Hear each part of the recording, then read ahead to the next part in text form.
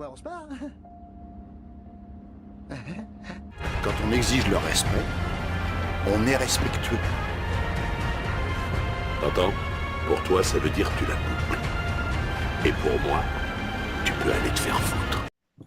Salut les Vatosokos, j'espère que tout le monde se porte bien. Je crois que c'est la première fois que je fais un débrief à cette heure-là, 4h11 du matin chez moi, donc 5h11 heure française.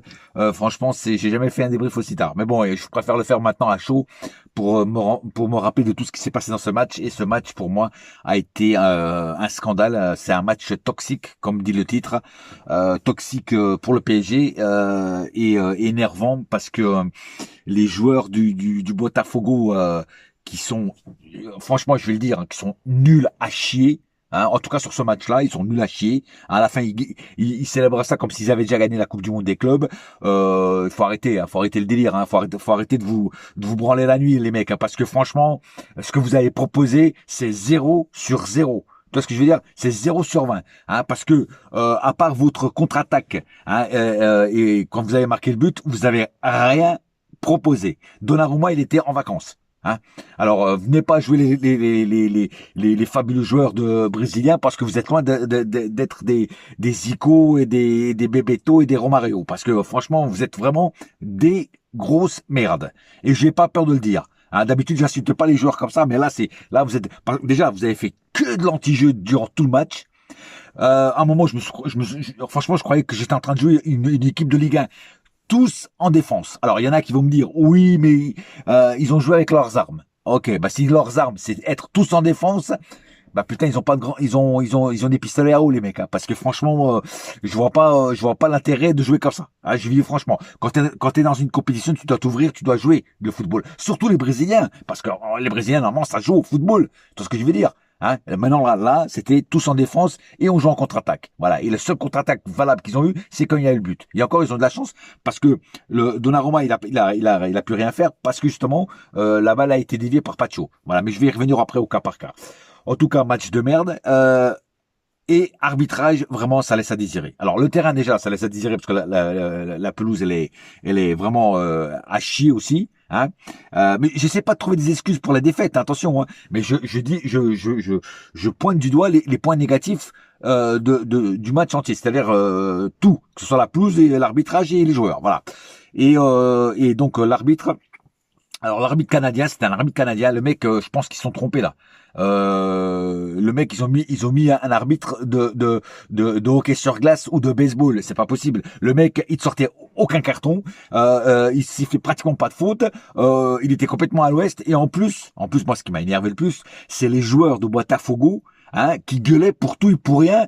Même quand ils arrêtaient pas de faire des fautes, des obstructions et tout ça, hein. Et les mecs, ils venaient gueuler sur l'arbitre qui avait rien. Non, mais les mecs, vous nous prenez pour qui, là? Vous croyez parce qu'on vient de l'Europe qu'on sait pas les tours de magie que vous faites, les tours de magie de blaireau, parce que vous êtes loin d'être des magiciens, les mecs. Hein. Enfin, surtout les 11 que j'ai vus sur le terrain, là. Non, mais les mecs, puis bon, voilà, comme je te dis, l'arbitre, franchement, il est à l'ouest, le Canadien, là. Franchement, d'habitude, il fait l'arbitrage des matchs de hockey. Hein, c'est pas possible.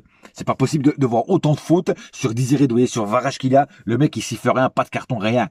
C'est incroyable. On leur a dit qu'il avait oublié les cartons au vestiaire ou alors que les cartons étaient collés avec de la colle glue dans sa poche, qu'ils n'arrivaient pas à les enlever, qu'ils n'arrivaient pas à les sortir. Non, mais c'est un scandale.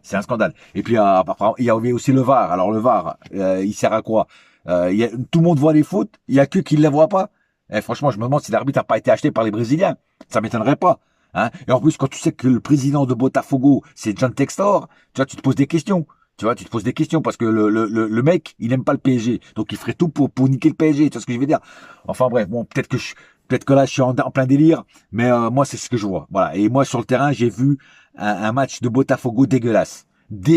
J'aurais préféré voir une équipe de Botafogo, justement en fogo. C'est parce que fogo, en portugais, ça veut dire feu. Et bota, ça veut dire, alors ça a deux significations. Ça dépend comment tu le dis. Botafogo, c'est la botte de feu. Ou alors si tu dis Botafogo, ça veut dire mets le feu. Tu vois, donc ça dépend dans quel contexte et dans quelle phrase tu le mets. Voilà. Mais en aucun cas, ils ont mis le feu. Voilà, et ils ont pas mis le feu, mais moi ce qui m'énervait, c'est que les mecs à 11 derrière, quoi. C'était une muraille infranchissable. Hein. Et en plus, ils faisaient des fautes trucs, ils gueulaient sur l'arbitre. Dès que le PSG faisait une petite faute, ils allaient tout de suite gueuler sur l'arbitre. Ouais, il a fait une faute une fois. Faut arrêter les mecs. Faut arrêter. Moi, c'est pas le foot que j'aime. Et surtout de la part de Brésiliens. C'est vraiment pas le foot que j'aime. C'est le foot que je déteste. Tu vois, des comédiens sur le terrain. C'est pas des joueurs de foot, c'était des comédiens. Là, je peux pas gueuler parce que tu vois, il est 4 heures du matin chez moi, tu vois. Je peux pas gueuler, même dans ma voiture, j'ai mes voisins qui sont à côté, dans la maison à côté. Si je gueule, ils vont l'entendre, tu vois. Surtout qu'il n'y a pas de bruit dans la nuit, donc ils vont l'entendre. Donc je peux pas gueuler. Mais mon envie, c'est de gueuler contre ces abrutis là, hein, qui ont fait de l'anti-jeu du début à la fin. Voilà. J'ai aucun grief contre les joueurs du Paris Saint-Germain. Les joueurs du Paris Saint-Germain, ils ont fait tout ce qu'ils ont pu pour percer cette défense, hein, ce mur fait par les Brésiliens qui était infranchissable. Cette muraille était infranchissable. Les mecs, ils étaient tous en défense. C'est très rare. Même il y a des fois, il y a des fois durant le match, t'as des contre-attaques de Botafogo que le mec était tout seul. Il était obligé il perdait le ballon parce qu'il avait personne à qui donner. Parce que tous les autres 10, ils étaient en défense. Donc tu vois, ça prouve le niveau de jeu qu'ils avaient les mecs. Tu vois ce que je veux dire? Voilà. Moi ça me pète le chou, ça, de voir de l'anti-jeu comme ça, surtout fait par des Brésiliens. Alors c'est sûr que le championnat d'Amérique du Sud, il est comme ça, hein, c'est du cinéma du début à la fin, mais en Europe, avec un vrai arbitre, hein, les mecs, je te dis, ils avaient 20 cartons jaunes et 14 cartons rouges. Hein. Il y avait plus personne sur le terrain, quoi. Ils auraient été obligés d'aller chercher l'équipe B, les mecs. Hein. C'est pas possible. Mais enfin bref. Sinon, bon, bah, les deux mi-temps, je suis assez satisfait du Paris Saint-Germain. Ils ont fait tout ce qu'ils ont pu. Hein. Malheureusement, ils n'ont pas réussi. Mais franchement, on méritait au moins de sortir avec un match nul. Au moins ça. Voilà. Donc là, il faudra gagner le dernier match contre Seattle. J'espère franchement qu'on gagnera. Et puis on verra bien ce que ça donne après à la fin. Mais franchement, ce match m'a énervé. Vraiment, il m'a énervé. Voilà. Comme je dis, je peux pas pousser un coup de gueule parce qu'il est tard. Mais je veux dire franchement, j'ai vraiment envie de tout péter là, parce qu'ils m'ont vraiment énervé des Botafogo. Sans déconner. D'ailleurs, je vais vous donner les statistiques du match. Vous allez voir que c'est aberrant la possession qu'on a eue. On les a bouffés du début à la fin, de A à Z en termes de possession. C'est un truc de fou. Alors, 16 tirs du côté PSG, 4 du côté Botafogo. Donc, 4 tirs, ils ont marqué un but, tu vois. 2 tirs cadrés. Par contre, là, les tirs cadrés du côté PSG, ouais, il y en a pas assez. Mais bon, après, quand tu vois qu'ils étaient tous en défense, comment tu veux cadrer un tir s'ils sont tous en défense, quoi. Et 4 du côté Botafogo. Voilà. Donc, 4 tirs cadrés. Eux. Tu vois, c'est incroyable. Hein. D'ailleurs aussi, un truc que j'ai repéré, c'est que dès qu'il y avait un joueur un joueur parisien qui avait le ballon, il se mettait à 4 voire 5 sur lui. C'est un truc de fou. C'est pour ça qu'à la fin, ils avaient tous des crampes. Parce qu'ils ont tellement donné qu'à la fin, ils avaient tous des crampes. Ils n'arrivaient plus à courir. Tu vois ce que je veux dire? Voilà. Surtout quand c'était Désiré Doué, tu vois. Et Varachkelia aussi. Voilà. Où c'est que j'en étais? Oui. Alors, 75% de possession côté parisien, 25% du côté Botafogo. Donc, ça, tu vois tout de suite qu'on les a bouffés. 749 passes du côté PSG, 262 du côté Botafogo. C'est incroyable. La différence de passes. 90% de précision de passe côté PSG, 76 du côté Botafogo. 11 fautes du côté PSG, 15 du côté Botafogo. 0 carton jaune du côté PSG. 2 du côté Botafogo. Aucun carton rouge, mais il y aurait dû en avoir.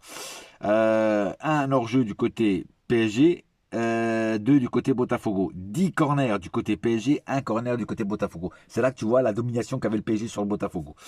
Autre chose, la faute sur Varachkelia, normalement, il y a contact, il y a faute.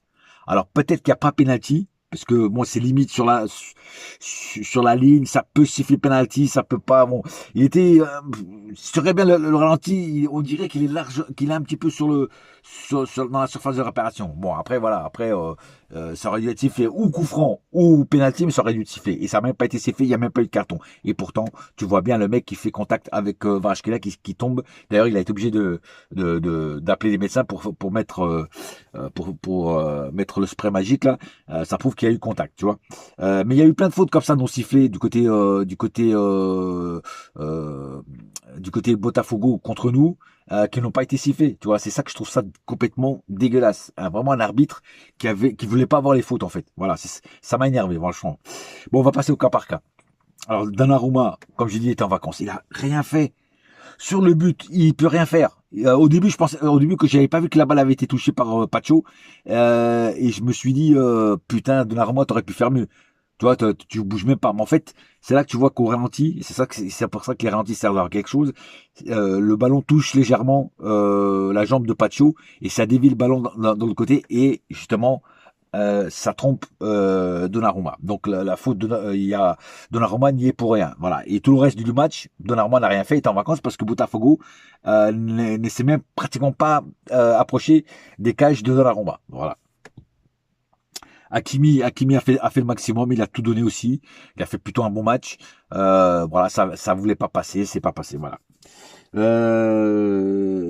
Beraldo un petit peu, alors je dis pas catastrophique. Il s'est battu quand même contre ses compatriotes en plus. Et il avait la rage et il a même poussé à un moment au truc. J'ai remarqué que Beraldo, c'est un petit nerveux, tu vois. Déjà même en Ligue 1, tu vois, et c'est limite des fois s'il se prend pas les cartons à cause de ça. Et mais voilà, c'est pas Marquinhos quoi. Voilà, c'est pas Marquinhos. D'ailleurs, je sais même pas pourquoi Marquinhos n'a pas joué sur ce match-là, et je sais même pas pourquoi il n'y a pas l'équipe type sur ce match-là, parce que c'est quand même le deuxième match qu'on aurait dû gagner et on aurait dû mettre l'équipe type. Mais bon, c'est comme ça. Pacho a fait un bon match, même s'il a commis cette petite faute, mais bon, c'est pas sa faute parce que le joueur de Botafogo tire et ça touche sa jambe, tu vois, donc il est pas non plus fautif.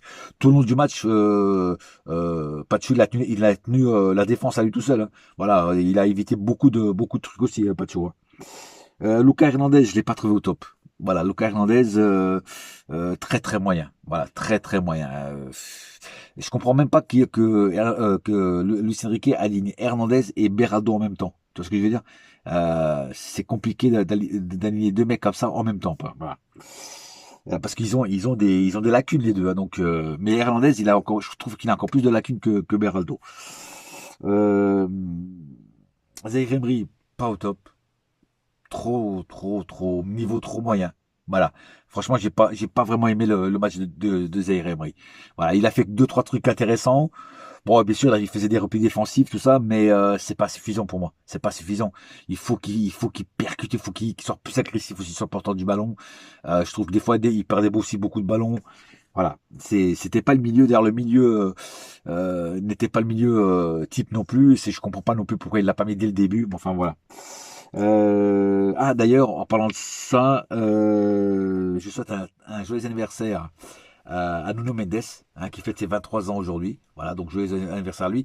Un joyeux anniversaire aussi à Ramos, à Gonçalo Ramos, qui aussi fête son anniversaire et qui est devenu papa aussi aujourd'hui. Donc joyeux anniversaire pour les deux et félicitations Ramos pour être devenu papa. Voilà. Ceci étant dit, c'est fait. Vitinha, comme d'habitude, c'est énorme au milieu, même quand il avait que Zaïre Emery et Mayoulou au milieu. C'est même comme ça, je l'ai trouvé vraiment monstrueux. C'est lui qui touchait le plus de ballons. C'est le joueur qui touchait le plus de ballons côté parisien. Donc encore une fois, Vitinha énorme quoi. Mais malheureusement, quand il n'est pas avec ses deux compères Ruiz et Neves, c'est plus compliqué pour lui. Voilà. Le petit Mayoulou transparent, complètement transparent. Il a rien apporté. Il n'a pas apporté de trucs dangereux. Voilà, c'est ça que je reproche des fois à Mayoulou. Il peut te sortir des matchs de malade, tu vois. Il te marque en finale de Ligue des Champions, il te marque contre l'Atlético, et puis après, il retombe dans ses travers, c'est type montagne russe. Mayoulou, c'est type montagne russe, quoi, voilà. Et c'est ça qui est dommage, en fait. Désiré Doué. Alors, Désiré Doué a fait du sale, a fait du bon truc, mais il a un petit défaut aussi, c'est qu'il veut trop en faire. Il veut trop en faire, il veut trop dribbler, et justement, il me rappelle ses mauvais côtés de qu'avait Neymar. Voilà, comme il ressemble à Neymar, même dans le profil et tout ça, dans le jeu et tout. Et justement, il a pris aussi les mauvaises habitudes de Neymar. Tu vois, les défauts de Neymar, il les a pris aussi. Et c'est ça qui est dommage. Et il veut trop en faire, il veut trop dribbler tout le monde et beaucoup de fois, il perd le ballon. Et c'est vraiment dommage d'avoir ça. Sinon, il a été quand même très bon. Aussi beaucoup de replis défensifs, attaque, contre-attaque, vitesse, percussion, très peu de déchets techniques quand même. Voilà. Non, ça a été quand même dans l'ensemble, mais arrête toujours d'en faire trop. Passe le ballon quand t'es trop encerclé par d'autres joueurs. Kvaratskhelia, encore une fois, un bonhomme sur le terrain. Il a vraiment tout essayé. Il a tout fait. Il a fait du mal à la défense. Bon, c'est pas passé, mais il a vraiment fait du mal à la défense de Botafogo. Mais voilà, comme ils étaient 11 à défendre, c'est compliqué de percer une défense à 11. C'est vraiment très compliqué. Et mais il a vraiment fait un énorme match. Je le mettrai dans mes tops, Kvaratskhelia, parce qu'il a vraiment fait un énorme match. Ramos, malheureusement, il n'a pas marqué, et aussi, il sera aussi dans mes flops avec Mayulu,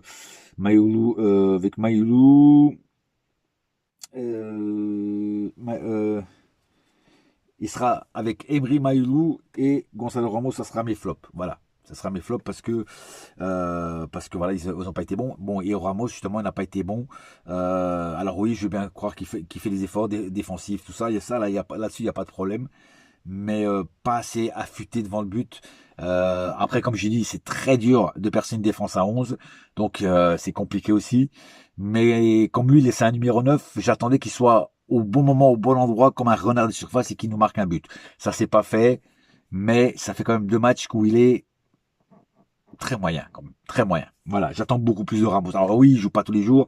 De la dernière fois, on m'avait reproché que j'avais été un petit peu injuste avec lui, parce qu'il joue pas tout le temps. C'est vrai, il joue pas tout le temps, c'est vrai, ça. Mais quand il joue, il faut qu'il montre autre chose. Tu vois ce que je veux dire? Là, il n'y a pas Dembélé parce qu'il est blessé. C'est là qu'il doit montrer qu'on peut compter tout sur lui, qu'il fait du sale. Justement, quand Dembélé n'aime pas là. Tu vois, c'est ça. Et là, malheureusement, il le fait pas. C'est ça qui est dommage.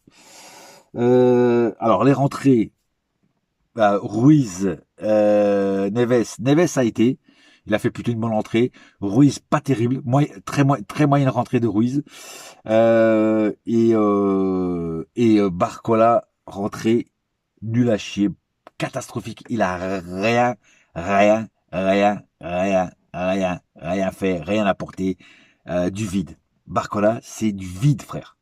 C'est du vide. Il a rien fait du tout. Donc, dès qu'il est rentré jusqu'à la fin, il a absolument rien apporté à l'équipe. Voilà. Le but qu'il a marqué, qui a été refusé pour hors-jeu, pour moi, c'est pas faire quelque chose, ça. Ça prouve justement qu'il était hors-jeu, qu'il était pas bien placé. Tu vois ce que je veux dire? Donc, pour moi, c'est une faute. C'est une faute de sa part.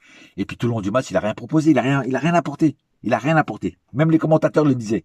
Tu vois, les commentateurs de DAZN, ils le disaient que Barcola a fait une rentrée merdique, quoi. Ils ont pas dit merdique, mais ils ont dit pas bonne, quoi. Voilà. Donc voilà. Et puis Lee a apporté quand même quelques petits trucs, mais voilà, pas assez de temps de jeu pour le juger. Et donc on n'avait pas Marquinhos ce soir. Voilà. Donc j'ai fait le tour. Donc très déçu de ce match toxique pour moi. Il faut absolument gagner contre Seattle si tu veux avoir une chance de continuer cette compétition. Sinon, on dit au revoir à la compétition. Voilà. Pas plus à dire. C'est vraiment un débrief. Je crois que je ferai plus jamais un débrief aussi tard, à moins qu'il y ait des matchs encore tard. Mais c'est pas commun de faire des débriefs à cette heure-là. Voilà. Maintenant, je vais vous laisser. Je vais aller me coucher aussi. Et en attendant, un seul cœur, un seul club. C'est Paris ma gueule. Yes, my friend. Et la saga continue quand même. Voilà. Et j'espère plus revoir un match comme ça. Parce que si on doit rencontrer des équipes qui jouent comme Botafogo ou d'autres équipes brésiliennes qui jouent comme ça, franchement, ça me fera chier. Voilà, ça me fera chier parce que je me suis vraiment fait chier durant le match et énervé surtout. Surtout énervé, plus énervé que chier. Voilà. Enfin bref. Voilà, allez. Bonne soirée ou bonne nuit. Allez.